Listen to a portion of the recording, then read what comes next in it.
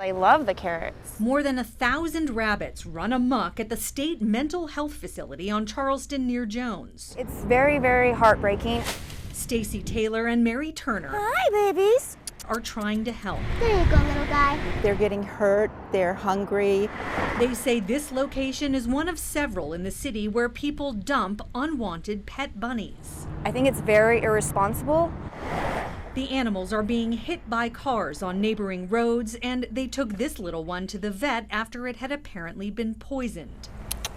Rabbits have been here for more than 20 years, according to the state, and that creates a number of problems. The holes they dig are a trip hazard, also damaging sidewalks, foundations, sprinkler systems, and the droppings with the amount of rabbits there, it's becoming a health hazard. Animal advocates want a humane solution. The state piloted a program to educate the public and capture, spay, neuter, and adopt the rabbits out. Total price tag for taxpayers, $17,000. Some of your tax dollars went to put up signs like this around the property telling people that it's illegal to dump pets.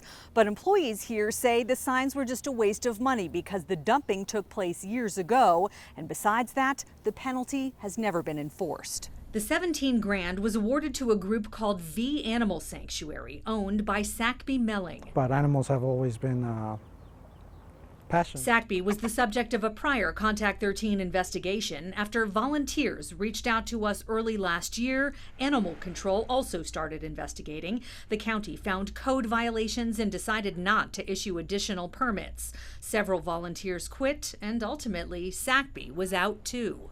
I'm being evicted, yeah. And it's a refusal to pay rent, not an inability to pay rent. But the state says they weren't aware of all those problems, and V Animal Sanctuary was the only organization willing to take the rabbits.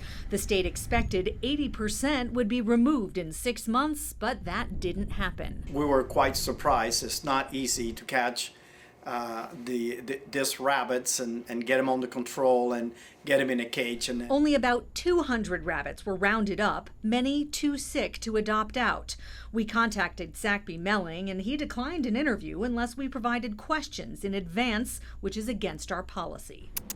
What most people want is accountability. To spend that kind of money and not follow it through and complete it is heartbreaking, not only for the bunnies, but to the taxpayers that are paying for this.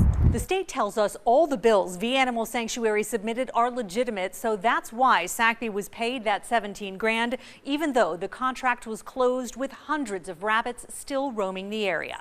Darcy Spears, 13 Action News.